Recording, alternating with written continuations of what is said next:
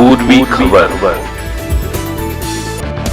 कोलकाता के RG Kar medical college hospital में महिला डॉक्टर के साथ बलात्कार और हत्या के साथ साथ पूरे राज्य में विभिन्न इलाकों में जिस तरह से महिलाओं पर अत्याचार हो रहे हैं उसके खिलाफ पश्चिम बंगाल आदिवासी लोक शिल्पी संघ की तरफ से जिला शासक को एक ज्ञापन सौंपा गया। इसके साथ ही उन्होंने पश्चिम बंगाल के लोक कलाकारों को उनके उचित अधिकार देने की मांग भी की। संगठन की तरफ से एक रैली निकाली गई। रैली पश्चिम बर्धमान के जिला शासक दफ्तर तक गई। इस मौके पर संगठन के नेताओं द्वारा संगठन को लेकर पश्चिम बर्धमान के घटने वाली कई घटनाओं पर अपनी बात रखी गई। आइए जानते हैं आगे की जानकारी। সমাজে যে কোনো অন্যায় অবিচারের বিরুদ্ধে একটা সচেতন মানুষ, একটা সচেতন সংগঠন যেমন প্রতিবাদ করে তার ব্যতিক্রম নয় পশ্চিমবঙ্গ আদিবাসী লোকশিল্পী সংঘ।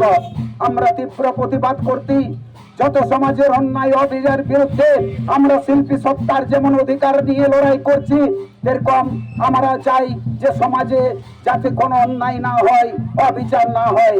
আমরা প্রতিবাদ জানাচ্ছি।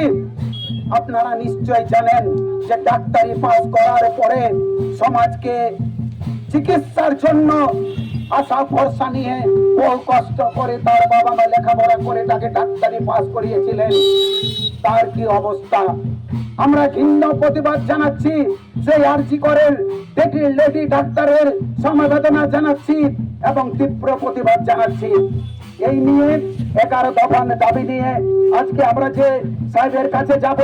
আমাদের প্রথম দাবি হচ্ছে লোকশিল্পীদের পরিচয়পত্র ও ভাতা দেওয়ার ক্ষেত্রে যে জটিলতাকে সাধারণভাবে সহজ সরল করতে হবে। 2 নম্বর দাবি হচ্ছে সরকারি পরিচয়পত্রে ভাতা দেওয়ার আগে নির্দিষ্ট বিধি অনুযায়ী বিখ্যাত কাগজে গভর্নমেন্ট নোটিফিকেশন করতে হবে। আপনারা ইতিমধ্যেই জানেন, আমরা জানি না কোন কায়দা চলছে না চালাকি চলছে। দিদিকে বলো যারা ফোন করবে তাদের নামে অডিশন হচ্ছে, আবার বেছে বেছে হচ্ছে। আমরা চাই না কোন ব্যক্তি নামে একটা হাজার সংগঠক শিল্পী কারো দয়ার উপর বেঁচে থাকবে। সরকারি ভাবে তার নোটিফিকেশন করতে হবে। তবে শিল্পীদের জন্য কি বেরোচ্ছে না বেরোচ্ছে সরকারি ভাবে নোটিফিকেশন করতে হবে। অডিশনের সময় আমরা দেখেছি বহু শিল্পী বহু আঙ্গিক যারা আছে সেই ধরনের কোনো জাজ নেই। ডিআইসি অফিসে আমরা এসে দেখেছি সেখানে জাজের কোনো ব্যবস্থা নেই। এক লোকশিল্পী ওরাও ভাষায় গান গায়, সেখানে সাঁওতালি ভাষার অডিশন সেখানে নেওয়া হচ্ছে।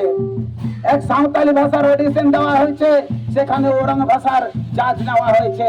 আবার এমনও দেখা গেছে যে দুটো ভাষাই বুঝে না। আমরা এর বিরোধিতা করছি। সরকারি ব্যবস্থাপনায় লোকচক্রাই লোকাঙ্গিকগুলির কর্মশালার আয়োজন করতে হবে। 5 নম্বর দাবি হচ্ছে যথাযোগ্য অনুসন্ধান পূর্বক মাঝপথে বন্ধ হয়ে যাওয়া লোকশিল্পীদের ভাতা পুনরায় চালু করতে হবে। अब तक के लिए बस इतना ही। फिर मिलेंगे अगली खबर में। ऐसी और भी खबरों के लिए हर पल देखते रहे पूर्वी खबर। हमारे चैनल को लाइक शेयर सब्सक्राइब करना ना भूलें और बेल आइकन को दबाना ना भूलें और देखते रहें पूर्वी खबर।